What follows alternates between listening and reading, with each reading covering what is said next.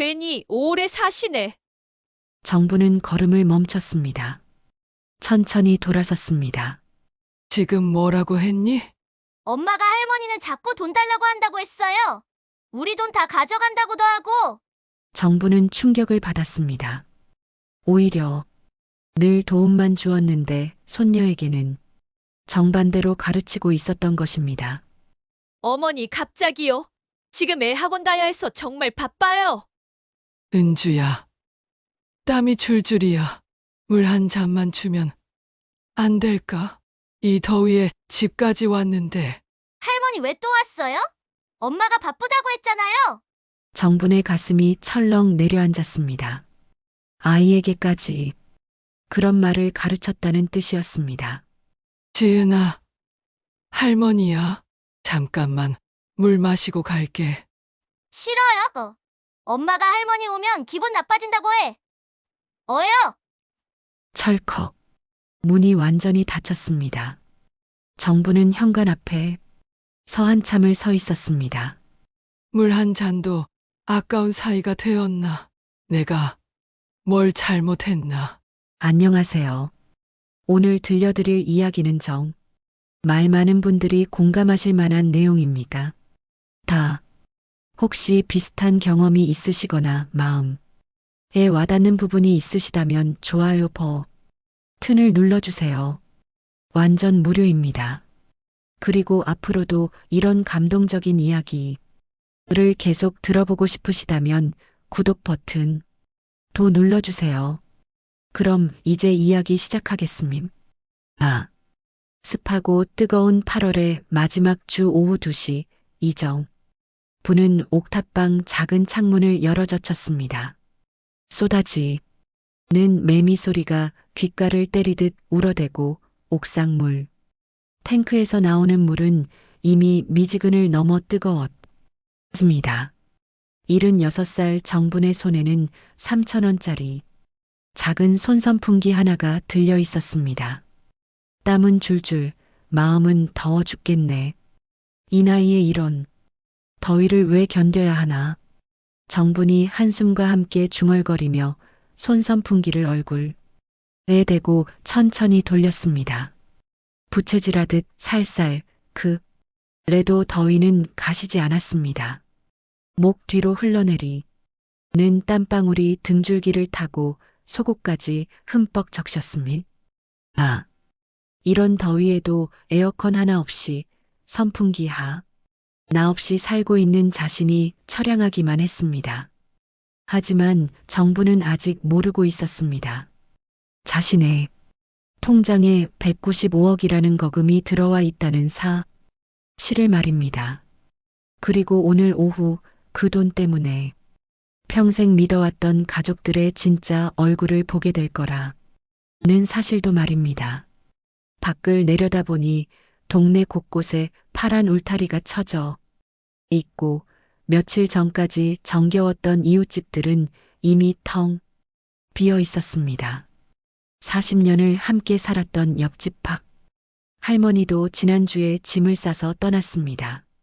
작별인 사도 제대로 하지 못했습니다. 정부나 너도 빨리 나가라. 혼자 남아서 뭐하니. 이 나이에 고집 부리지 말고. 그 말이 아직도 귓가에 쓰라리게 맴돌았습니다. 고집이라니. 정부는 고집을 부리는 게 아니었습니다. 그냥 떠나기가 아쉬웠을 뿐이었습니다. 이 동네에서 남편과 함께 신혼살림을 차렸고 두 자식을 기르고 남편을 먼저 떠나보낸 곳이었습니다. 도시 재개발. 그 말이 동네에 들리기 시작한 게 2년 전이었습니다.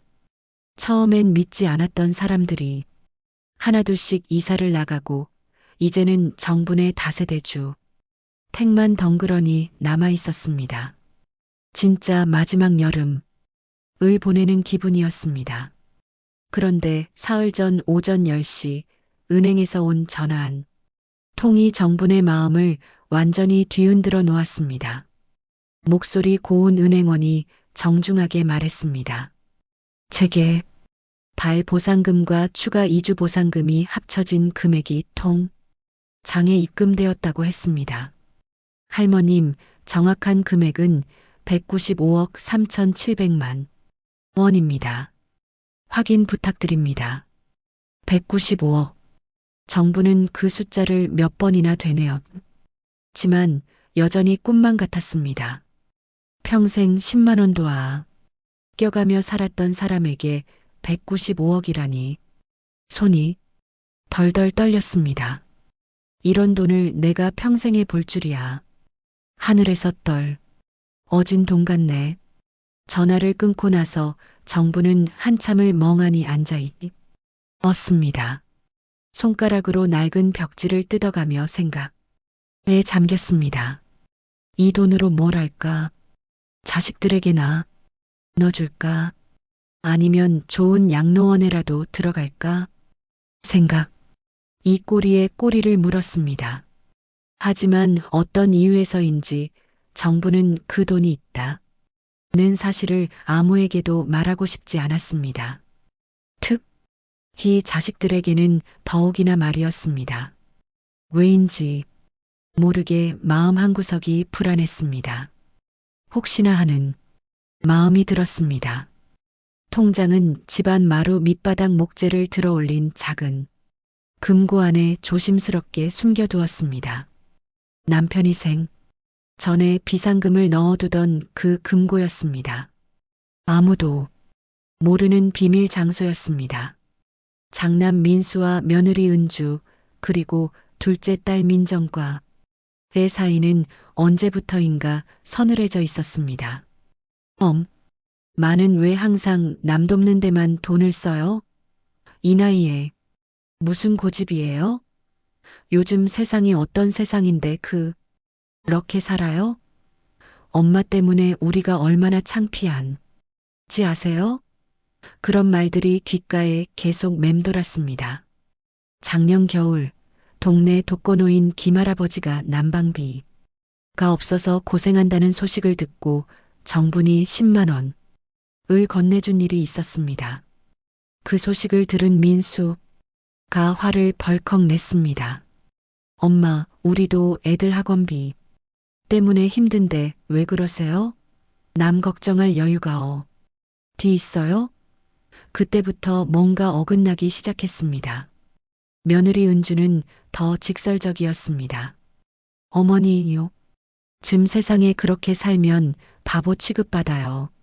우리 이들 교육비도 부족한데 남 도와줄 돈이 어디 있어? 그런 말을 들을 때마다 정분의 가슴은 시려왔습니다. 정분은 작은 거울 앞에 서서 얼굴을 들여다보았습니다. 주름진 얼굴, 희끗희끗한 머리카락, 그리고 여전히 또렷한 눈동자. 아직은 정신이 멀쩡했습니다. 손도 떨리지 않고 기억도 또렷했습니다. 치매 미도 전혀 없었습니다. 더위가 가시기 전에 자식들 얼굴을 보자. 그들 이 어떤 마음으로 나를 대하는지 확인해 보자. 정부는 마음을 단단히 먹었습니다. 오늘은 그냥 안부나 묻고 올 생각이었습니다. 보상금 이야기는 절대 하지 않을 작정이었습니다. 자식들의 진짜 마음을 먼저 살펴보고 싶었습니다. 돈이 있다는 걸 모르는 상태에서 어떻게 대하는지 보고 싶었습니다. 찬물 한 바가지를 머리 위로 시원하게 뒤집어 쓰고 얇은 면바지에 10년 넘게 신은 해진 운동화를 신었습니다. 운동화 밑창이 너무 닳아서 바닥에 운 열기가 그대로 발바닥에 전해졌습니다. 가방 속에는 작은 녹음기 하나를 조심스럽게 넣었습니다. 혹시 모를 일에 대비해서였습니다. 요즘 세상에는 뭔 일이 일어날지 모르니까 나도 대비는 해야지. 손에는 여전히 그 3,000원짜리 작은 손선풍기를 들고 있었습니다. 배터리가 얼마 남지 않았지만 이 더위에는 그나마 다행이었습니다. 집 문을 나서 기전 정부는 한 번 더 금고를 확인했습니다. 장과 함께 몇 달 전에 공증받아둔 유언장이 그 안에 나란히 놓여 있었습니다. 유언장에는 조카 서연의 이름이 선명하게 적혀 있었습니다. 친정 언니의 딸로 35살의 간호조, 무사로 일하며 7살 아이 하나를 키우는 한부모였습니다. 지난 4월 정분이 병원에서 쓰러졌을 때 새벽 2시에도 달려와 밤새 손을 잡아준 사람이었습니다. 오늘은 그냥 얼굴만 보자. 그냥 인사만. 절대 돈 이야기는 하지 말자. 정분이 다짐하며 비틀거리는 낡은 계단을 천천히 내려갔습니다. 뜨거운 아스팔트 위로 아지랑이가 물결치듯 피어오르고 매미 소리는 더욱 요란해졌습니다. 손선풍기에 작은 바람이 얼굴을 스쳤지만 마음속 답답함과 더위는 여전했습니다. 걸어가는 길에 만난 경비 아저씨가 시원한 물 한 컵을 건네주었습니다. 할머니, 이런 더위에 어디 가세요? 나가시면 안 되는데. 자식들 얼굴 좀 들어가요. 정분이 대답하자 경비 아저씨가 걱정스럽게 고개를 끄덕였습니다. 조심히 다녀오세요. 더위 조심하시고. 그 따뜻한 말 한마디가 가슴 한구석을 촉촉하게 적셨습니다. 가족보다 이웃이 더 정겨운 요즘이었습니다. 이런 마음으로 자식들을 만나러 가는 자신, 측은하기도 했습니다. 정분의 첫 번째 목적지는 장남 민수의 집이었습니다. 신도시 아파트 단지 입구에서부터 시원한 냉기가 느껴졌습니다. 로비에 앉아 잠깐 더위를 식히고 싶었지만 관리사무소 직원의 의심스러운 시선이 부담스러워 곧바로 엘리베이터에 올랐습니다. 14층까지 올라가는 동안 정부는 손선풍기를 껐습니다. 거울에 비친 자신의 모습이 너무 초라해 보였습니다. 땀에 젖은 얼굴, 구겨진 옷, 그리고 3,000원짜리 손선풍기. 혹시 며느리 은주가 또 은소리를 하지 않을까 걱정이 되었습니다. 현관 앞에 서서 평소처럼 비밀번호를 누르려고 했는데 번호가 바뀌어 있었습니다. 언제 바뀐 걸까?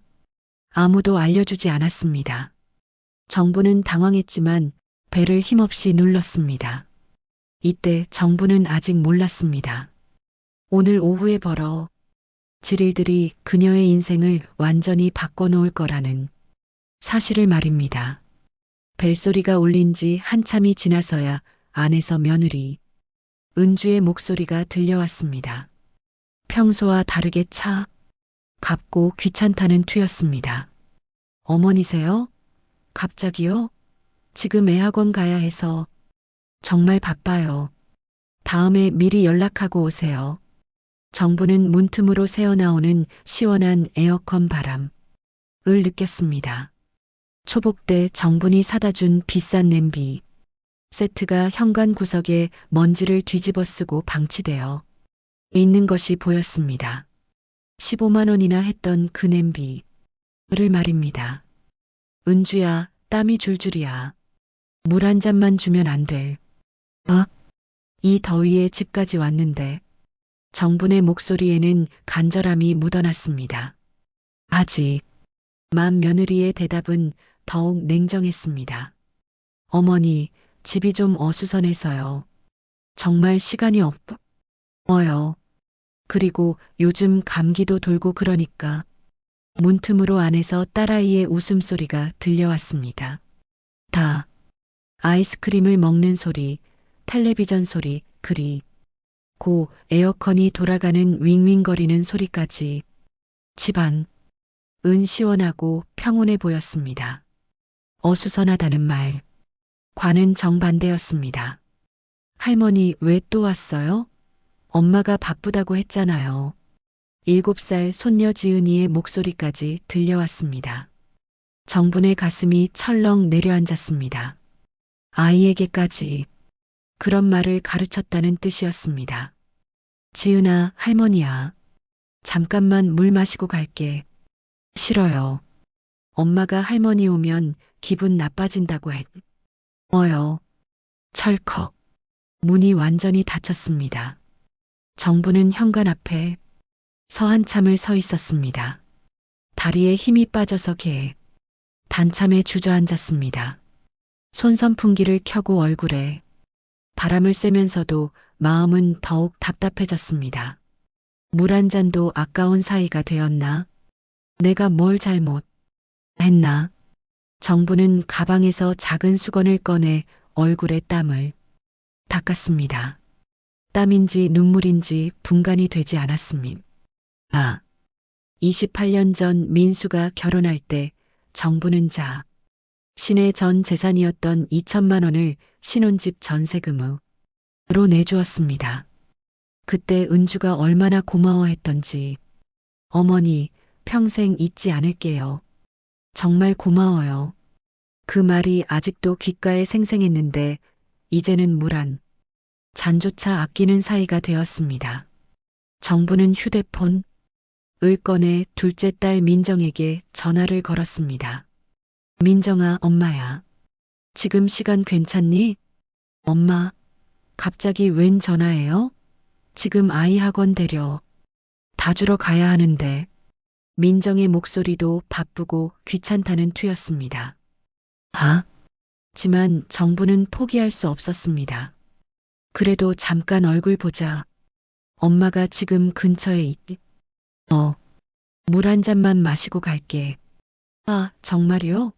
미리 연락하지 그러셨어요. 집이 좀 지저분한데. 그래도 민정은 장남댁보다는 나았습니다. 허탈한 표정이긴 했지만 문을 열어주었습니다. 정분이 관에 들어서자 사위 창수가 인상을 찌푸리며 나왔습니다. 장모님. 더운데 고생하셨네요. 시원한데 안 으세요. 근데 저희도 시간이 그리 많지는 않아서. 예전 같으면 어머니 왔네요. 편히 쉬세요라고 했을 텐데 지금은 시간을 못 내겠다는 뜻을 애둘러 표현하고 있었습니다. 정부는 거실 소파에 앉았습니다. 에어컨 바람이 시원했지만 마음은 더욱 을씨년스러웠습니다. 민정이 냉장고에서 김치 한 접시와 미지근한 보리 차를 가져왔습니다. 밥도 아니고 제대로 된 반찬도 아니었습니다. 그냥 냉장고에 있던 김치 몇 포기를 접시에 담은 것뿐이었습니다. 엄마, 급하게 준비한 거라 이것밖에 없어요. 그냥 해주세요. 정부는 김치 한 조각을 입에 넣었습니다. 시원하긴 했지만 뭔가 서글펐습니다.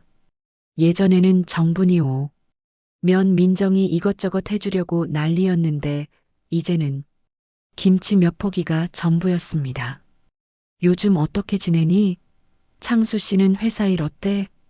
정분이 안부를 묻자 민정이 자꾸만 벽시계를 쳐다봤습니다. 사위 창수는 휴대폰만 들여다보고 있었습니다. 대화가 이어지지 않았습니다. 엄마, 요즘 재개발 때문에 이사 준비하시잖아요. 힘드시죠? 민정이 신용으로나마 관심을 보였습니다. 정부는 이때다 싶어서 말했습니다. 좀 힘들긴 하지. 그런데 보상금이 좀 나온다. 순간 민정과 창수의 눈빛이 달라졌습니다. 휴대폰을 보던 창수가 고개를 들었고 시계만 보던 민정. 이 정분을 똑바로 쳐다봤습니다. 어머니, 보상금이요? 얼마나 나와요? 창수가 갑자기 관심을 보이며 물었습니다. 목소리, 내 기대감이 묻어났습니다. 정부는 일부러 모호하게 대답했습니다. 글쎄, 정확히는 몰라. 아직 정리가 안 되어서. 그래도 대략적으로는 아시잖아요. 요즘 재개발 보상금 괜찮다던데. 민정도 몸을 앞으로 내밀며 물었습니다.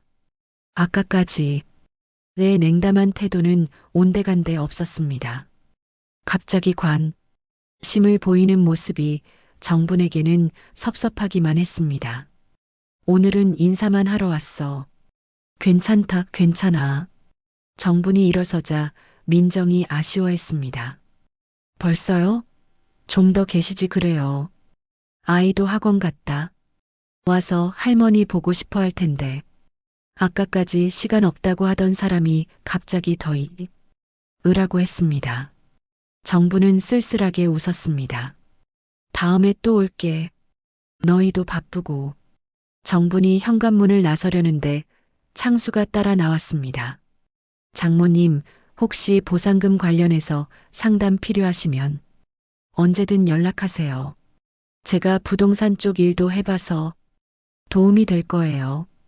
그제서야 속내가 드러났습니다. 정부는 고개만 덕이고 엘리베이터에 올랐습니다.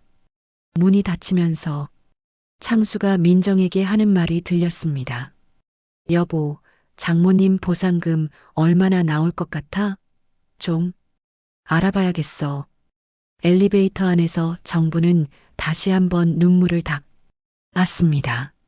자식들이 자신을 대하는 태도가 돈과 관되어 있다는 사실이 너무 슬펐습니다. 그날 밤 정부는 옥탑방에서 바람을 맞으며 깊은 생각에 잠겼습니다. 손선풍기를 끄고 진짜 바람 소리를 들으며 중얼거렸습니다. 내가 물으려 했던 말이 있었지. 너희들이 정말 엄마를 사랑하는지 아니면 엄마가 가진 걸 사랑하는지. 근데 낮에 본 그 눈빛을 보니까 대답을 알 것 같아. 그 짓거리를 또 보나 싶어서 입이 안 어지더구나. 정부는 가방에서 녹음기를 꺼내 확인했습니다. 늘의 대화들이 모두 녹음되어 있었습니다. 자식들의 진짜 마음을 확인하는 증거였습니다. 내일은 좀 더 확실하게 확인해 봐야겠어. 정분의 눈에는 결의가 서려 있었습니다. 이제 더 이상 순진한 엄마가 아니었습니다.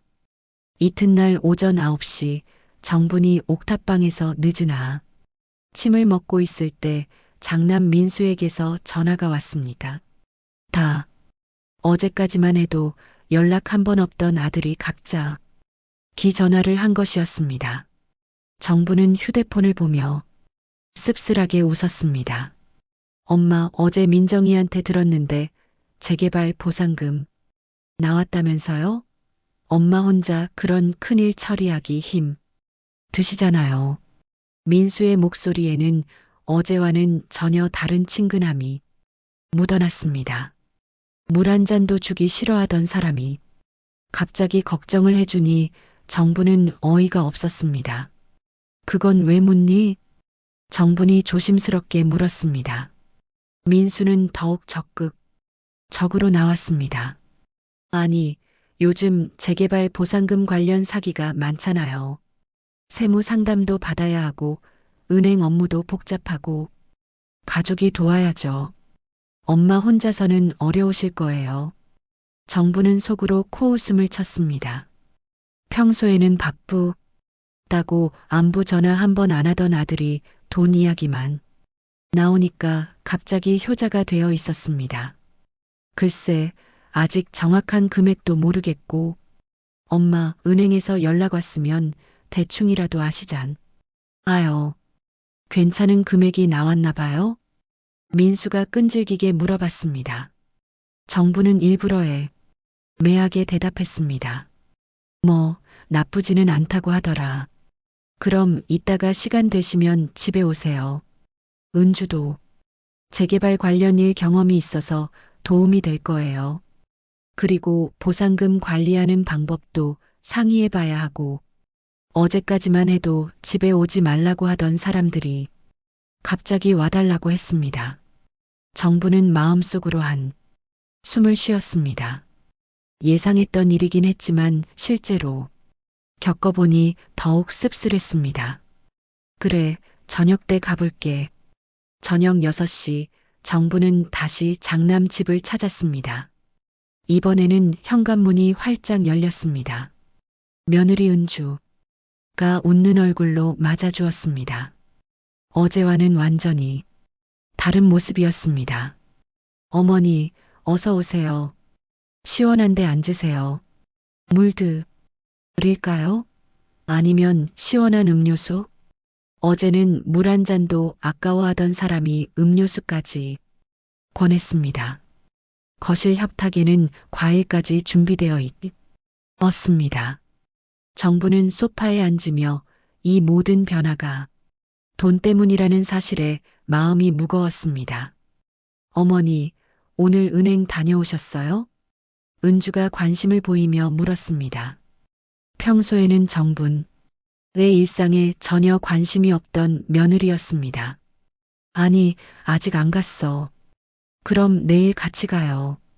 요즘 은행 업무 복잡하잖아요. 제가 도와드릴게요.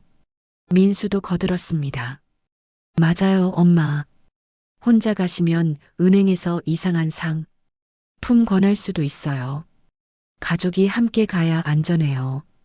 그들의 말은 그럴듯했지만 정부는 뭔가 이상함을 느꼈습니다.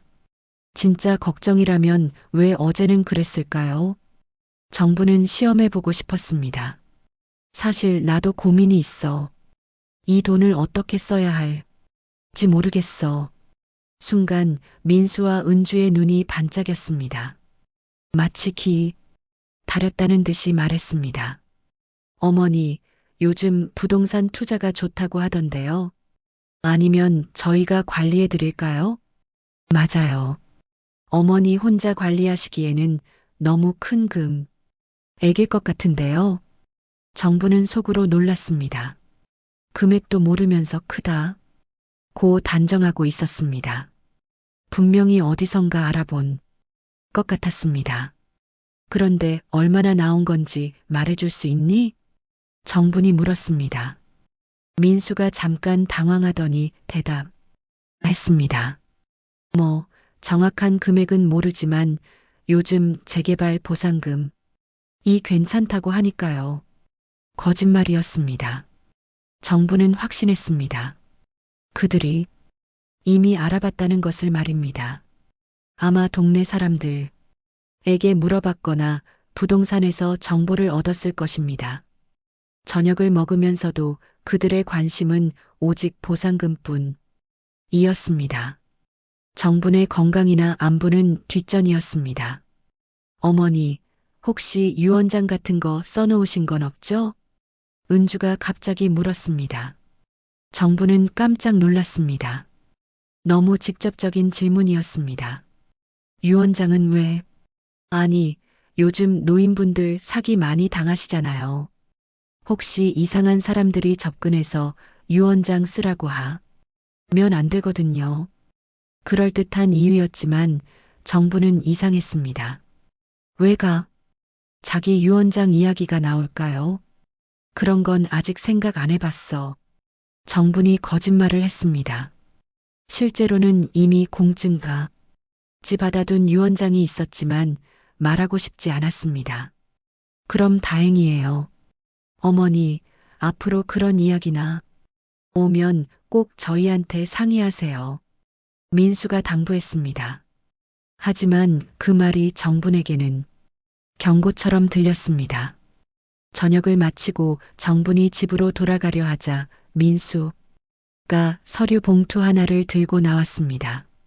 정분은 순간 불안함을 느꼈습니다. 엄마, 이거 좀 봐주세요. 봉투 안에는 복잡한 서류가 들어 있었습니다. 제목을 보니 재산 보호를 위한 한시적 관리 위임장이라 고 되어 있었습니다. 이게 뭐니? 어머니를 보호하기 위한 거예요. 요즘 사기꾼들, 이 노인분들 많이 노리거든요. 잠깐 저희에게 관리를 맡기시는 거예요. 나중에 언제든지 다시 가져가 실 수 있어요. 은주가 설명했습니다. 하지만 정부는 이상했습니다. 너무 준비가 철저했습니다. 마치 미리 계획한 것 같았습니다. 도장만 여기에 찍어주시면 돼요. 민수가 도장을 준비해서 내밀었습니다. 정부는 류를 자세히 들여다봤습니다. 복잡한 법률 용어들, 이 가득했지만 대충 내용은 알 수 있었습니다. 산 관리 권한을 민수에게 넘기는 내용이었습니다. 왜 이렇게 급하니? 정분이 물었습니다. 민수가 조급해하며 대답했습니다. 엄마가 요즘 깜빡깜빡하시잖아요. 혹시 실수하실까봐 걱정되어서요. 정부는 화가 났습니다. 자신이 치매라도 걸린 것처럼 말하고 있었습니다. 나 아직 정신 멀쩡하다. 물론이죠. 하지만 예방 차원에서요. 정부는 서류를 내려놓고 휴대폰을 꺼냈습니다. 그리고 주민센터에 전화를 걸었습니다. 스피커폰으로 말입니다. 여보세요, 주민센터죠? 재산관리 위임장에 대해 물어보고 싶은데요. 네, 말씀하세요. 이런 위임장에 서명하면 즉시 효력이 있나요? 직원의 대답이 거실에 울려 퍼졌습니다. 서명과 날인이 있더라도 본인 의사 확인과 인지, 능력 확인 절차가 필요합니다. 또한 내용이 포괄적이면 무효 가능성도 높습니다. 민수와 은주의 얼굴이 굳어졌습니다. 은주가 휴대폰을 끄라고 손짓했지만 정부는 계속 들었습니다. 특히 고령자의 경우 가족이라도 강요나 협박이 있었다면 법적으로 문제가 될 수 있습니다. 전화를 끊자 거실이 조용해졌습니다. 정부는 차분하게 말했습니다. 어려운 말 안 쓸게. 내 돈은 내 손으로 쓸 거야. 민수가 당황해서 말했습니다. 엄마, 저희가 나쁜 마음으로 하는 게 아니에요. 그럼 뭔 마음으로 하는 거니? 정분의 날카로운 질문에 그들은 대답하지 못했습니다. 정부는 서류를 민수에게 돌려주며 일어났습니다. 오늘 고마웠다. 이제 집에 가야겠어. 정분이 현관문을 나서는 순간 뒤에서 은주가 작은 목소리로 중얼거리는 소리가 들렸습니다. 괜히 오래 사시네. 정부는 걸음을 멈췄습니다. 천천히 돌아섰습니다. 지금 뭐라고 했니? 정분의 목소리가 현관에 메아리 쳤습니다. 은주는 깜짝 놀라며 뒤로 물러섰습니다. 민수가 급하게 서서 중재하려 했습니다. 엄마, 은주가 그런 뜻으로 한 말이 아니에요. 그럼 무슨 뜻으로 한 말이니? 괜히 오래 산다고? 정분의 눈에는 지금까지 쌓인 분노가 타오르고 있었습니다. 은주가 당황해서 변명했습니다. 어머니, 제가 잘못 말했어요. 그런 뜻이 아니라 건강하게 오래 사시라는 뜻이었어요. 거짓말하지 마라. 나 귀 안 먹었어. 정분이 단호하게 말했습니다. 그 순간 복도 끝에 서 7살 손녀 지은이가 고개를 내밀었습니다.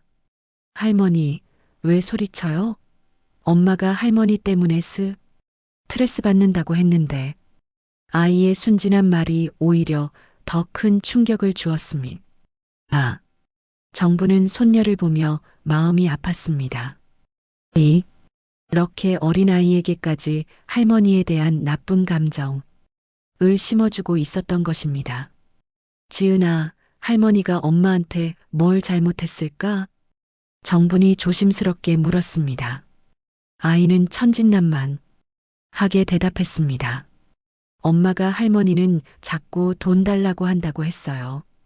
우리 돈 다 가져간다고도 하고. 정부는 충격을 받았습니다. 자신은 한 번도 자식들에게 돈을 달라고 한 적이 없었습니다. 오히려 늘 도움만 주었습니다. 그런데 손녀에게는 정반대로 가르치고 있었던 것입니다. 지은아, 할머니가 언제 돈 달라고 했니? 기억 안 나는데 엄마가 그랬어요. 민수가 급하게 아이를 방으로 데려갔습니다. 거실, 다시 조용해졌습니다. 정부는 소파에 털썩 앉았습니다. 다리에 힘이 빠졌습니다. 내가 언제 너희한테 돈 달라고 했니?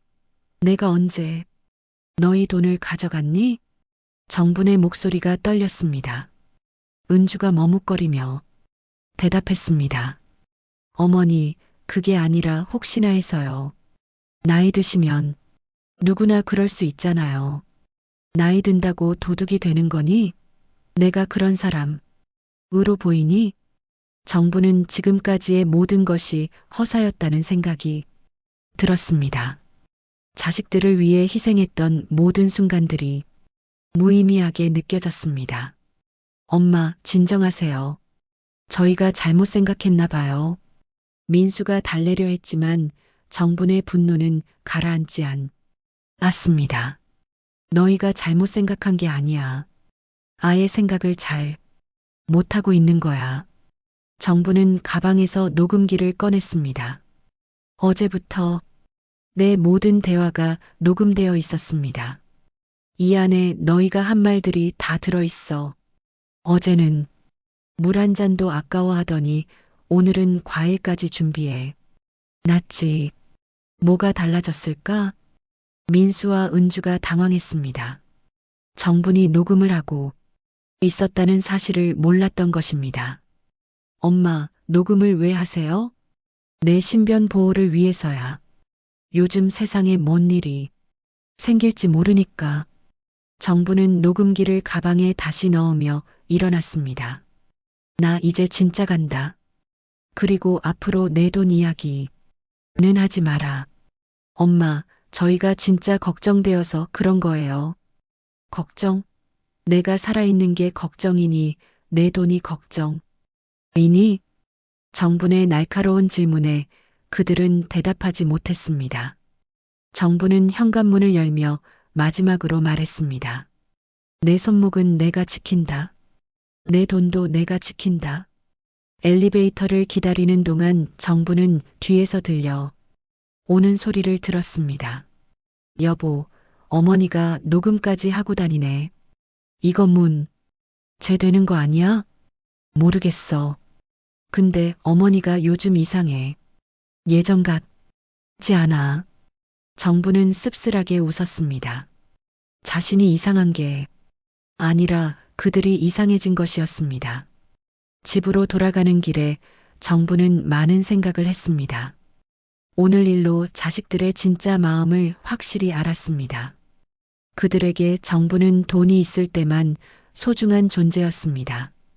다음 날 오후 둘째 딸 민정에게서 문자가 왔습니다. 엄마, 남편 회사가 위험해요. 대출 보증 좀 서주세요. 급해요. 같은 날 저녁 장남 민수에게서도 전화가 왔습니다. 엄마, 전세 만기라 급히 자금이 필요해요. 도와 주실 수 있죠? 정부는 두 자식이 같은 날에 연락한 것이 우연이 아니라는 것을 직감했습니다. 서로 상의한 것 같았습니다. 얼마나 필요한데? 1억 정도면 될 것 같아요. 나도 1억 정도. 두 자식이 똑같이 1억씩 달라고 했습니다. 정분, 이것이 계획된 일이라는 확신이 들었습니다. 내일 같이 만나자.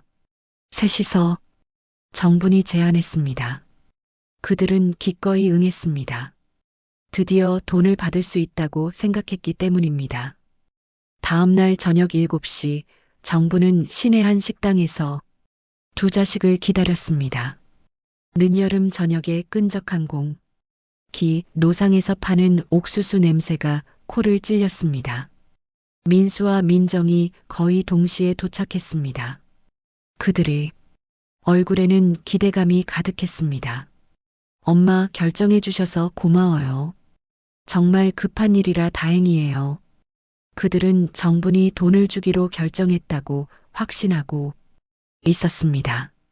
정부는 차분하게 말했습니다. 나도 너희를 도와주고 싶지. 근데 하나 물어볼 게 있어. 네, 뭐든지 물어보세요.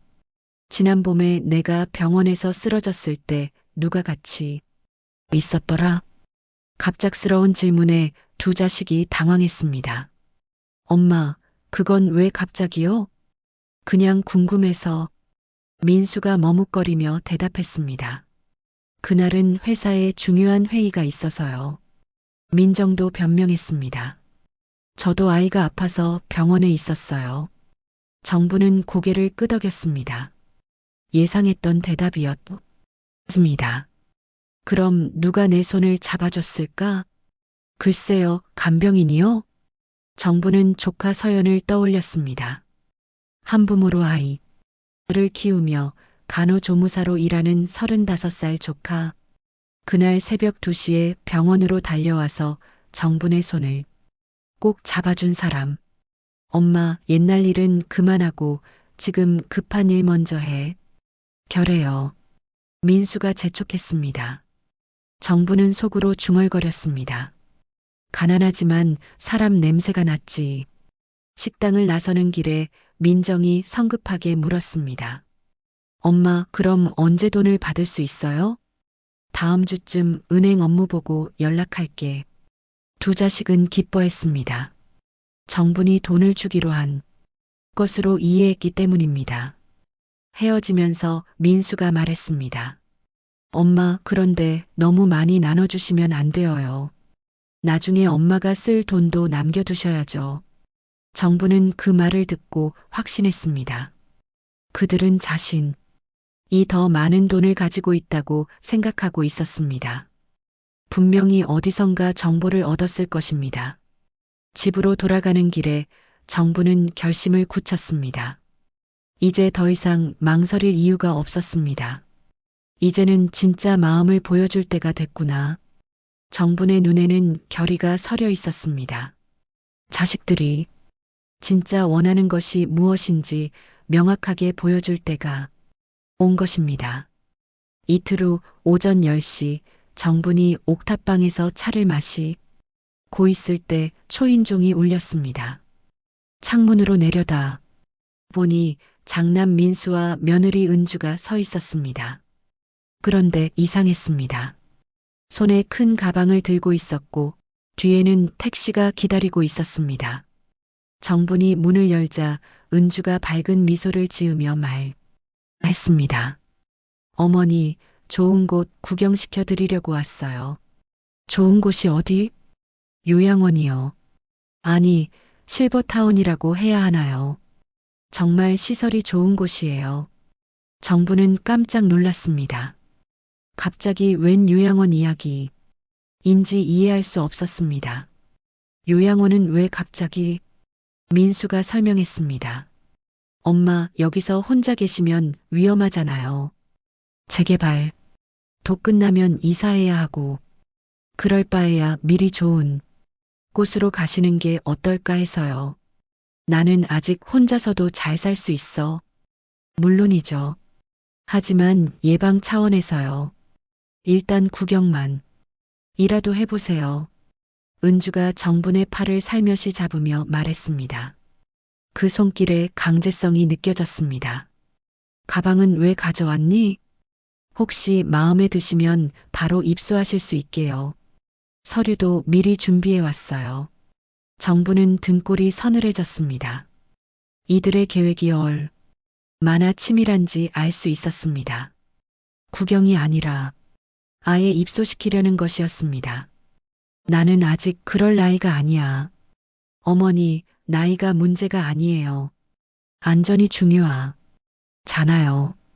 민수가 강하게 주장했습니다. 정부는 이들의 진짜 속셈을 알 것 같았습니다. 자신을 요양원에 격리시키고 재산을 관리하려는 것이었습니다. 싫다고 하면 어떻게 할 거니? 어머니, 일단 보시기만 해도 마음이 바뀌실 거예요. 은주가 방강제로 정분을 밀어내며 택시로 향했습니다. 정부는 저항했지만 두 명이 합세하니 어쩔 수 없었습니다. 택시 안에서 민수가 말했습니다. 엄마, 여기 정말 좋은 곳이에요. 의사도 상주하고 간병인도 24시간 있고 나는 간병인이 필요한 몸이 아니야. 지금은 그렇지만 나중을 대비해서요. 정부는 창밖을 보며 생각했습니다. 이들이 이렇게까지 서두르는 이유가 뭘까? 분명히 재산 때문일 것이었습니다. 30분 후 택시는 시 외곽의 큰 건물 앞에 섰습니다. 요양원이라고 하기에는 너무 컸습니다. 마치 병원 같았습니다. 어머니 도착했어요. 접수처에서 직원이 반갑게 맞았습니다. 어르신 오신 것을 환영합니다. 미리 연락받고 준비했습니다. 정부는 놀랐습니다. 미리 연락을 했다는 것은 늘 일이 계획된 것이라는 뜻이었습니다. 보호자 동의서는 가져오셨나요? 직원이 물었습니다. 민수가 서류를 꺼내며 대답했습니다. 네, 여기 있습니다.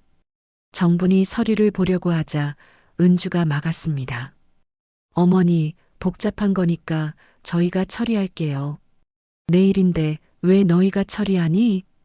어머니가 하시면 시간이 오래 걸리잖아요. 접수 직원이 서류를 살펴보더니 고개를 저었습니다. 죄송한데요. 이 보호자 동의서는 효력이 불명확합니다. 본인 동의 없이는 입소가 어렵습니다. 민수가 당황해서 말했습니다. 어떻게 된 거예요? 전화로 말씀드릴 때는 괜찮다고 하셨는데요. 전화상으로는 대략적인 안내만 드린 거고요. 실제로는 본인 의사 확인이 필수입니다. 그때 은주가 갑자기 목소리를 높였습니다. 어머니가 요즘 인지 능력이 떨어지셔서 제대로 판단하기 어려우세요. 정부는 충격을 받았습니다. 며느리가 자신을 치매 환자로 몰아가고 있었습니다. 뭐라고? 내가 언제 그랬다고? 어머니, 요즘 깜빡깜빡 하시잖아요. 어제도 가스? 불 끄는 것도 잊으셨고, 완전한 거짓말이었습니다. 정부는 가스불을 잊은 적이 한 번도 없었습니다. 접수 직원이 정분에게 직접 물었습니다. 어르신, 여기 입소하실 의향이 있으신가요? 전혀 없습니다. 정분이 단호하게 대답했습니다. 직원이 고개를 끄덕였습니다. 그렇다면 입소는 어렵습니다. 본인 의사가 가장 중요하거든요. 민수가 초조해하며 정분의 팔을 잡았습니다. 엄마, 일단 시설이라도 보고 결정하세요. 싫다고 했잖아. 정분이 팔을 뿌리치려 하자 민수가 더 세게 잡았습니다. 그 순간 정분은 이들의 진짜 모습을 보았습니다. 자신의 의사는 전혀 중요하지 않았습니다. 손 놔. 엄마, 진정하세요. 민수가 정분을 억지로 끌고 가려 했습니다. 정분, 은 큰 소리로 외쳤습니다. 누가 좀 도와주세요. 강제로 끌고 가려고 해요. 접수처가 소란스러워졌습니다. 다른 직원들이 몰려왔습니다. 어떻게 된 일인가요? 본인 의사에 반해서 강제 입소시키려고 합니다. 정분이 설명했습니다. 직원들이 민수와 은주를 말렸습니다. 어르신 의사에 반하는 입소는 불가능합니다. 돌아가시기 바랍니다. 민수가 화를 냈습니다. 우리가 가족인데 왜 남이 상관이에요? 가족이라도 본인 동의 없는 강제 입소는 법적으로 문제가 됩니다. 정부는 지금까지 준비해온 녹음기를 켰습니다. 지금까지의 대화를 모두 녹음했습니다. 강요와 협박의 증거입니다. 대기실이 조용해졌습니다. 다른 입소자 가족들도 이상하게 쳐다봤습니다. 은주가 당황해서 변명했습니다. 어머니, 저희가 나쁜 마음으로 한 게 아니에요. 그럼 무슨 마음으로 한 거니? 정분의 날카로운 질문에 그들은 대답하지 못했습니다. 말하려 했지만 오늘 이 눈빛을 보니까 입이 안 떨어지겠더라고. 너희들의 진짜 속셈을 이제야 알겠어. 정부는 가방을 들고 일어났습니다. 나는 내 집으로 돌아간다. 택시비는 너희가 내라. 밖으로 나가면서 정부는 휴대폰으로 조카 서연에게 전화를 걸었습니다. 서연아, 이모야. 지금 시간 있니? 이모, 무슨 일이세요? 목소리가 떨리시는데. 좀 급한 일이 생겼어. 만날 수 있을까? 네, 어디로 갈까요? 정부는 서연의 따뜻한 목소리를 듣고 눈물이 났습니다. 아, 세상에서 자신을 진짜로 걱정해주는 사람이 있다는 것이 고마웠습니다. 은행 앞에서 만나자. 중요한 이야기가 있어. 전화를 끊고 정부는 결심했습니다. 이제 더 이상 혼자 견딜 수 없었습니다. 믿을 만한 사람에게 시를 털어놓을 때가 왔습니다. 뒤에서 민수와 은주가 따라오며 부르는 소리가 들렸지만 정부는 돌아보지 않았습니다. 이제 그들과는 끝이었습니다. 도장만 찍으면 우리가 다 정리해 줄게. 민수의 마지막 말이 바람에 날려왔습니다. 정부는 손에 든 작은 녹음기를 꽉 쥐었습니다. 내 도장은 내가 찍는다. 내 인생도 내가 결정한다. 정분의 눈에는 새로운 결의가 타오르고 있었습니다. 1시간 후 정부는 시내은행 앞 벤치에서 조카 서연을 기다리고 있었습니다. 아직도 손이 떨렸음임. 방금 전 요양원에서 벌어진 일이 믿기지 않았습니다. 자신의 친자식들이 그토록 냉혹할 줄은 몰랐습니다. 이모, 멀리서 서연이 뛰어오는 모습이 보였습니다. 간혹 조무사 일을 마치고 온 모양인지 아직 흰 가운을 입고 있었습니다. 정분을 보자마자 걱정스러운 표정을 지었습니다. 이모, 얼굴이 왜 이렇게 안 좋으세요? 무슨 일 있으셨어요? 서연이 정분 옆에 앉으며 자연스럽게 손을 잡아 주었습니다. 그 따뜻한 손길에 정분의 마음이 촉촉해졌습니다. 서연아, 이모가 이상한 말해도 끝까지 들어줄 수 있니? 무슨 말씀이세요? 무엇이든 말씀하세요. 정부는 깊게 숨을 들이쉬고 말하기 시작했습니다. 사실 이모에게 큰 돈이 생겼어. 재개발 보상금이 195억이나 나왔단다. 서연의 눈이 휘둥그레졌습니다. 이모, 정말요? 그럼 정말 좋으시겠어요. 좋기는 이 돈 때문에 내 자식들이 괴물이 되어 버렸어. 정부는 지난 며칠 동안 있었던 일들을 차근차근 설명했습니다.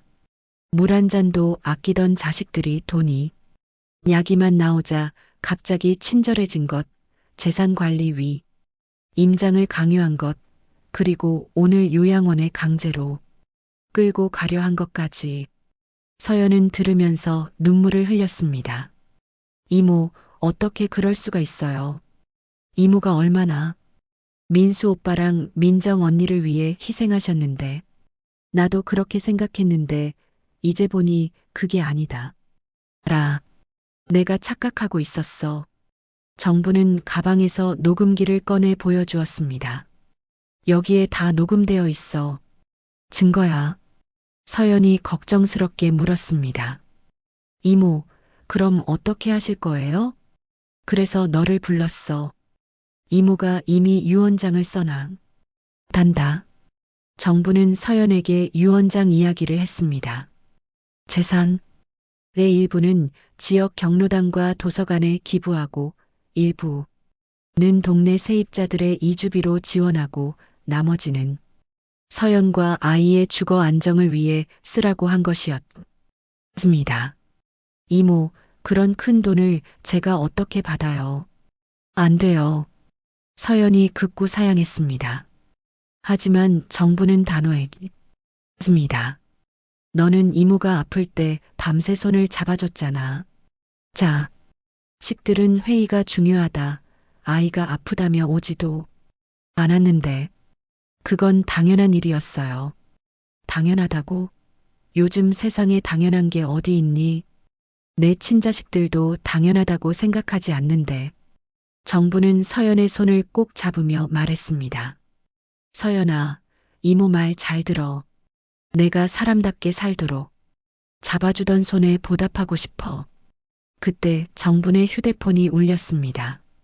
민수에게서 온 전화였습니다. 엄마, 어디 계세요? 갑자기 사라지셔서 걱정돼요. 정부는 스피커폰으로 바꿨습니다. 서연도 들을 수 있게 하기 위해서였습니다. 왜 걱정하니? 요양원에 넣으려던 사람이. 엄마, 오해예요. 저희가 진짜 걱정되어서 그런 거였어요. 걱정? 내가 살아있는 게 걱정이니 내 돈이 걱정이니? 전화 너머로 민수가 당황하는 소리가 들렸습니다. 엄마 만나서 이야기해요. 집으로 오세요. 싫어. 너희 집은 이제 안 가. 그럼 엄마 집으로 갈게요. 정분이 서연을 보며 말했습니다. 오고 싶으면 와. 하지만 혼자 오지 말고 민정이랑 같이 와. 전화를 끊고 정부는 서연에게 부탁했습니다. 서연아, 이모랑 같이 가줄래? 혼자 있기가 무서워. 당연히 같이 가야죠. 두 사람은 택시를 타고 정분의 옥탑집으로 향했습니다. 가는 길에 정부는 서연에게 더 자세한 길을 들려주었습니다. 이모가 28년 전에 민수 결혼시킬 때 전재 산 2천만 원을 신혼집 전세금으로 내줬어. 그때 은주가 얼마나 고마워했는지 몰라. 지금은 어때요? 지금은 물 한 잔도 아까워해. 정분의 목소리에 깊은 슬픔이 묻어났습니다. 민정이도 마찬가지야. 결혼할 때 예단 준비하느라 내가 빚까지 졌는데 이제는 김치 몇 포기가 전부야. 서연이 정분의 손을 꼭 잡았습니다. 이모, 속상하시겠어요. 속상한 게 아니야. 실망이야. 내가 기른 자식들. 이럴 줄 몰랐어. 옥탑집에 도착하자 이미 민수와 민정이 계단 앞에 서 기다리고 있었습니다. 며느리 은주와 사위 창수 도 함께 있었습니다. 네 명이 모두 와 있는 모습이 이상했습니다. 엄마, 왜 이렇게 늦으세요? 걱정했잖아요. 민정이 다가오며 말했습니다. 하지만 정부는 그들 내 시선이 자신이 아니라 서연에게 향하는 것을 놓치지 않았습니다. 서연이 왜 같이 왔어요? 은주가 경계하는 투로 물었습니다. 내가 부탁해서 온 거야. 왜? 아니, 가족끼리 이야기할 게 있는데. 정부는 비웃었습니다. 가족? 가족이 가족을 요양원에 강제로 넣으려 하니? 네 명이 모두 당황했습니다. 서연이 있어서 함부로 말하기 어려워하는 모습이었습니다. 엄마, 올라가서 이야기해요. 민수가 제안했습니다. 정부는 고개를 저었습니다. 여기서 해. 숨길 이야기가 아니잖아. 계단참에서 벌어지는 대화를 이웃들이 궁금해하며 내려다봤습니다. 정부는 개의치 않았습니다. 너희가 원하는 게 뭔지 이제 다 알겠어.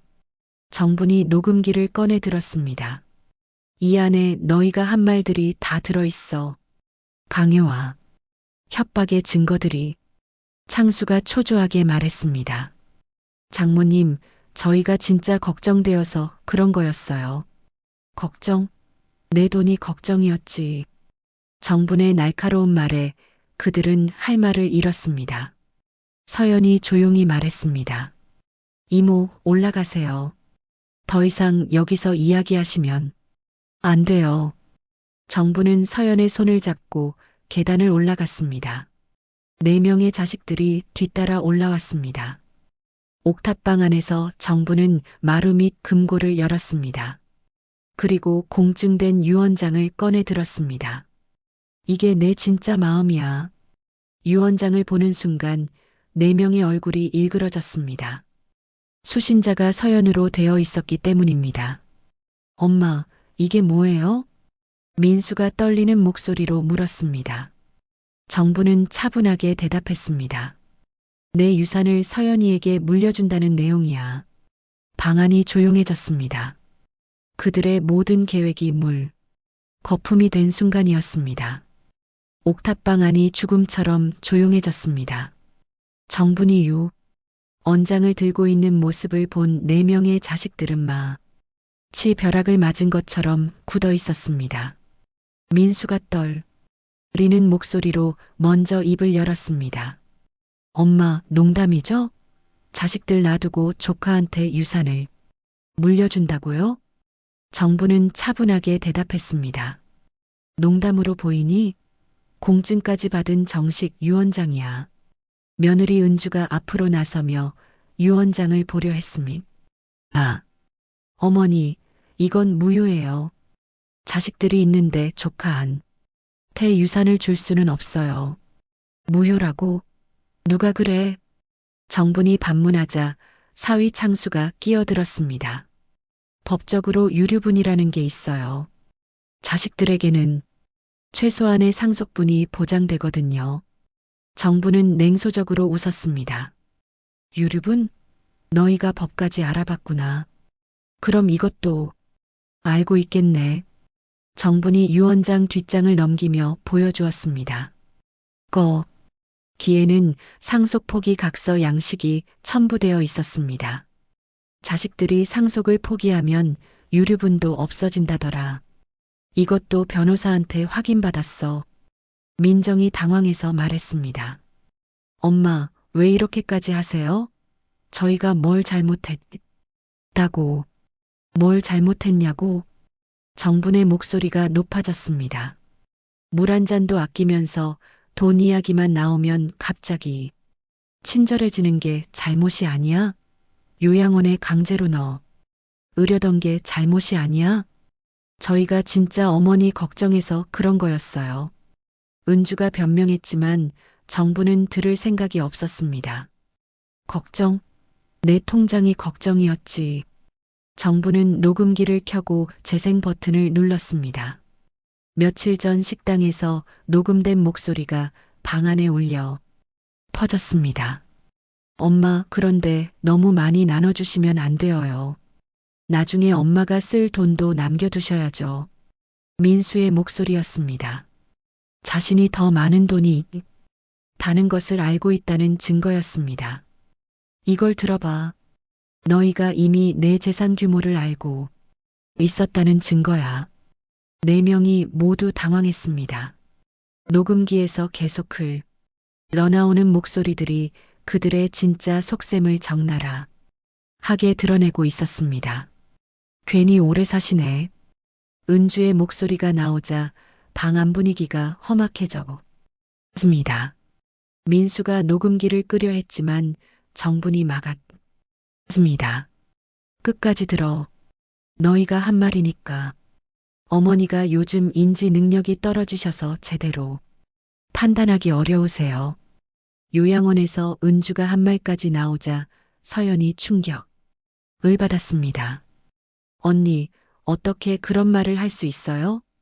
은주가 얼굴을 붉히며 대답했습니다. 서연아, 너는 끼어들지 마. 이건 우리 가족 일이야. 가족?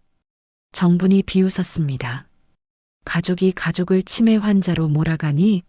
가족이 강제로 요양원에 넣으려 하니? 민수가 갑자기 화를 내며 일어났습니다.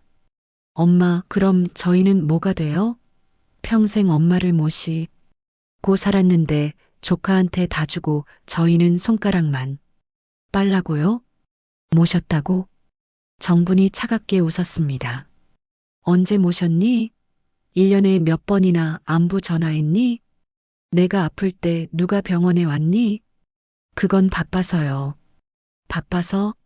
돈 이야기할 때는 안 바쁘더만. 민정이 눈물을 흘리며 말했습니다. 엄마, 저희도 힘들어요. 아이들 교육비며 생활비며 정말 어려워요. 어려우면 더 열심히 일해. 내 돈으로 해결하려 하지 말고. 창수가 참지 못하고 나섰습니다. 장모님, 너무하시는 거 아니에요? 친자식들 버리고 조카를 택한다고요? 버린 게 누구야? 너희가 먼저 나를 버렸잖아. 정분이 일어서서 서류철을 꺼냈습니다. 여기 은행 거래 내역이 다 있어. 내가 너희한테 준 돈들이 얼마인지 계산해 봤어. 서류를 펼치며 정분이 말했습니다. 민수 결혼할 때 2천만 원, 집 살 때 5천만 원, 사업 자금으로 3천만 원. 민정 결혼할 때 1,500, 100만 원, 아이 교육비로 매년 500만 원씩 10년간. 숫자가 나올 때마다 4명의 얼굴이 어두워졌습니다. 총 2억 5천만 원이야. 내가 너희한테 준 돈이. 민수가 궁색하게 변명했습니다. 그건 부모가 자식한테 당연히 해주는 거잖아요. 당연하다고? 그럼 자식이 부모를 모시는 것도 당연한 거 아니야? 정분의 날카로운 반박에 민수는 할 말을 잃었습니다. 내가 준 건 당연하고 너희가 할 일은 당연하지 않다는 거냐? 정부는 변호사 명함을 꺼내 보였습니다. 내일 변호사 사무소에 가서 유언 집행 절차를 시작할 거야. 은주가 다급해서 말했습니다. 어머니, 다시 생각해 보세요. 저희가 잘못했어요. 지금 와서 잘못했다고? 정분이 냉소적으로 웃었습니다. 돈이 없다고 생각할 때는 물 한 잔도 아끼더니 이제 와서 잘못했다고 하니? 민정이 정분의 다리를 붙잡으며 울었습니다. 엄마, 제발 용서해 주세요. 정말 후회하고 있어요. 후회? 정분이 민정의 손을 떼어내며 말했습니다. 돈을 못 받게 되어서 후회하는 거지. 나한테 잘 못한 걸 후회하는 게 아니잖아. 민수가 갑자기 유언장을 낚아채려 했습니다. 아직. 만 정분이 재빨리 서연에게 건네주었습니다. 서연아, 이걸 잘 보관해. 민수가 서연에게 달려들려 하자 정분이 막아섰습니다. 손대지 마라. 엄마, 정신 차리세요. 조카한테 속고 있는 거예요. 민수가 소리쳤습니다. 정부는 단호하게 대답했습니다. 속는다고? 누가 누구를 속였는지 거울이나 보고 말해. 정부는 휴대폰을 꺼내 주민센터에 전화를 걸었습니다. 여보세요. 신고하고 싶은 일이 있습니다. 자식들. 이 노인을 협박해서 재산을 빼앗으려 합니다. 엄마, 전화 끊으세요. 민수가 휴대폰을 빼앗으려 했지만 서연이 막았습니다. 오빠, 그만하세요. 너는 입 다물어. 이 모든 게 내가 꾸민 일 아니야? 민수가 서연을 밀치자 정분이 화를 냈습니다. 내 조카한테 손대지 마라. 정분이 민수의 손목을 단단히 잡고 밀어냈습니다. 76살 노인의 힘이라고는 믿어지지 않을 만큼 강했습니다. 내 손목은 내가 지킨다. 내 조카도 내가 지킨다. 그때 계단에서 발소리가 들렸습니다. 주민센터에 서 파견된 사회복지사가 올라오고 있었습니다. 신고받고 왔습니다. 어떤 일인가요? 정분이 상황을 설명했습니다. 사회복지사는 녹음 내용을 듣고 고개를 끄덕였습니다. 이는 명백한 노인 학대에 해당됩니다. 경찰서에 신고하시겠어요? 4명의 자식들이 당황했습니다. 일이 이렇게까지 커질 줄 몰랐던 것입니다. 정부는 마지막으로 그들을 바라보며 말했습니다. 내 평생 밥 한 끼 같이 먹어준 사람을 생각했어. 내가 사람답게 살도록 손을 잡아준 사람을 생각했어. 정분의 눈에는 더 이상 미련이 없었습니다. 이제 진짜 끝이야. 한 달 후, 이른 가을 바람이 선선하게 불던 어느 날 오후, 정부는 신해은행 귀빈실에서 조카 서연과 함께 앉아 있었습니다. 유언 집행을 위한 절차가 차근차근 진행되고 있었습니다. 할머님, 모든 서류가 완벽하게 준비되었습니다. 내일부터 단계별로 집행하겠습니다. 변호사가 정중하게 설명했습니다. 정부는 고개를 끄덕이며 서연을 바라봤습니다. 서연은 아직도 어지지 않는다는 표정이었습니다. 이모, 정말 괜찮으세요? 아직도 돌이킬 수 있어요. 서연아, 이모 마음은 이미 정해졌어. 너한테 맡기는 게 가장 마음 편해. 서연이 눈물을 글썽이며 말했습니다. 이모, 저 꿈이 하나 있어요. 야간 간호사로 일하면서 동네 어르신들을 위한 재택 간병 봉사를 해 보고 싶어요. 혼자 계신 분들이 너무 많거든요. 정분의 얼굴에 환한 미소가 피었습니다. 그래, 좋은 생각이야. 사람한테 가는 돈은 절대 아깝지 않단다. 은행을 나서면서 정부는 서연에게 말했습니다. 경로당부터 가보자. 어떻게 바뀌었나 궁금해. 동네 경로당에 도착하니 새로 설치된 에어컨이 원한 바람을 내뿜고 있었습니다. 어르신들이 시원 한 곳에서 편안하게 쉬고 계셨습니다. 정분이 내가 해준 거라며? 고맙다 정말. 김할아버지가 정분의 손을 꼭 잡으며 인사했습니다. 작년 겨울 난방비를 도와줬던 그 할아버지였습니다. 모료 당연한 일이죠. 정분이 겸손하게 대답했습니다. 경로당 한켠에서 는 어르신들이 새로 온 책들을 읽고 계셨습니다. 근처에 새로 생긴 도서관에서 빌려온 책들이었습니다. 할머니, 감사해요. 도서관에서 만난 초등학생이 정분에게 인사했습니다. 그 아이의 밝은 미소를 보니 정분의 마음이 따뜻해졌습니다. 공부 열심히 해라. 네, 여기서 숙제도 하고 책도 많이 읽을 거예요. 정분과 서연은 다음으로 이주비를 지원받은 세입 자들을 만나러 갔습니다. 세 가구 모두 같은 구역 내에서 새로운 집을 구할 수 있었습니다. 정분 할머니 덕분에 아이들이 전학 안 가도 됐어요. 정말 고마워요. 젊은 엄마가 눈물을 흘리며 감사 인사를 했습니다. 아이들은 새 집에서 즐겁게 뛰어놀고 있었습니다. 다들 건강하게 잘 살기만 하면 돼요. 정분이 아이들의 머리를 쓰다듬으며 말했습니다. 저녁 무렵 정분은 서연과 함께 옥탑집으로 돌아왔습니다. 예전보다 훨씬 가벼운 마음이었습니다. 이모, 저녁 같이 드실래요? 제가 만들어 올게요. 그래, 고마워. 서연이 아래층으로 내려가 저녁을 준비하는 동안 정부는 옥상에 나가 바람을 맞았습니다. 늦여름과 초가을이 만나는 경계의 바람이 시원했습니다. 그때 계단에서 발소리가 들렸습니다.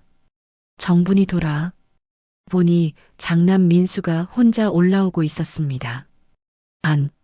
달 만에 보는 아들의 모습이 많이 초라해 보였습니다. 엄마, 민수가 조심스럽게 부르며 다가왔습니다. 정부는 차갑게 바라봤습니다. 무슨 일이니? 엄마, 저 경찰서에 다녀왔어요. 지난달 정분이 신고한 노인 학대 건으로 민수와 다른 가족들이 조사를 받았던 것입니다. 그래서 강요와 협박 혐의로 기소유예 처분 받았어요. 그리고 사회봉사 명령도 받았고요. 정부는 아무 반응을 보이지 않았습니다. 엄마, 정말 죄송해요. 제가 너무 욕심을 부렸어요. 민수의 목소리가 떨렸습니다. 이제 와서 후회해도 소용없어. 알아요. 그래도 한 번만 용서해 주세요. 정분이 민수를 똑바로 쳐다봤습니다. 용서? 너희가 나한테 한 일을 생각해봐. 물 한 잔도 주기 싫어하면서 돈만 노렸잖아. 엄마, 정말 잘못했어요. 앞으로는 달라질게요. 달라진다고? 정분이 비웃었습니다. 돈이 없으니까 달라지겠다는 거 아니야? 민수는 할 말이 없었습니다. 정분의 말이 맞았기 때문입니다. 엄마, 그래도 저는 엄마 아들이잖아요. 아들? 정분이 차갑게 웃었습니다. 아들이 어머니를 요양원에 강제로 넣으려 하니? 아들이 어머니를 치매 환자로 몰아가니? 민수가 고개를 숙였습니다. 엄마, 정말 미안해요. 미안하다고 해서 해결되는 게 아니야. 그때 서연이 음식을 들고 올라왔습니다. 민수를 보자 잠깐 당황했지만 정분이 손짓해서 그대로 왔습니다. 서연이 왔네. 민수가 어색하게 인사했습니다. 서연은 담담하게 대답했습니다. 오빠 안녕하세요.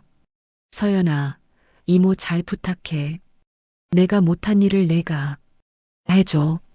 정분이 서연의 손을 잡으며 말했습니다. 이모, 그런 말씀 마세요. 민수가 마지막으로 말했습니다.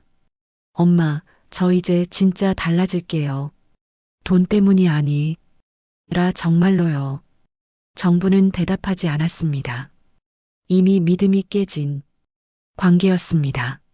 민수가 계단을 내려가고 나서 정분과 서연은 조용히 저녁을 먹었습니다. 이모, 민수 오빠가 진짜 후회하는 것 같던데요. 후회야 누구나 하지. 중요한 건 진심이야. 정분이 창밖을 바라보며 말했습니다. 서연아, 사람은 돈이 있을 때 진짜 모습이 나온단다. 나한테는 좋은 공부였어. 일주일 후 정부는 경비 아저씨에게 감사 인사를 했습니다. 아저씨, 그동안 물 한 컵, 따뜻한 말 한마디 정말 고마웠어요. 할머니, 어디 가시는 거예요? 서연이가 마련해준 집으로 이사가요. 더 이상 혼자 살기는 힘들어서요. 정부는 마지막으로 옥탑방을 둘러봤습니다. 40년을 살았던 집이었습니다. 남편과의 추억, 자식들, 을 키운 추억이 가득한 곳이었습니다. 이제 정말 끝이구나. 정분이 중얼거렸습니다. 하지만 슬프지 않았습니다. 오히려 홀가분했습니다. 서연이 준비한 새 집은 작지만 따뜻했습니다. 1. 곱살 조카 손자가 반갑게 맞아주었습니다. 할머니, 이제 우리랑 같이 살아요. 그래, 고마워. 정분이 아이를 안으며 웃었습니다.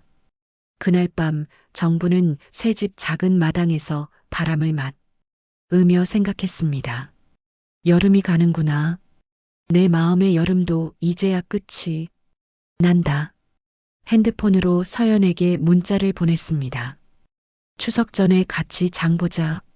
내가 좋아하는 깻잎김치 담가줄게. 멀리서 들려오던 매미 소리가 점점 잦아들었습니다. 그 자리를 선선한 바람과 새로운 희망이 채웠습니다. 정부는 처음으로 마음 편히 잠들 수 있었습니다. 진짜 가족의 의미를 깨달은 밤이었습니다. 손선풍기는 이제 필요 없었습니다. 마음이 시원해졌으니까요. 사람답게 산다는 건 이런 거구나. 정분의 얼굴에 평온한 미소가 피어났습니다. 비록 진짜 여름이 끝나고 새로운 계절이 시작된 것입니다. 오늘 이야기 어떠셨나요? 마음에 와닿는 부분이 있으셨다면 좋아요 버튼 한 번만 눌러주세요. 돈 한 푼도 들지 않습니다.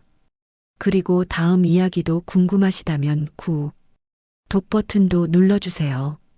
이것도 완전 무료입니다.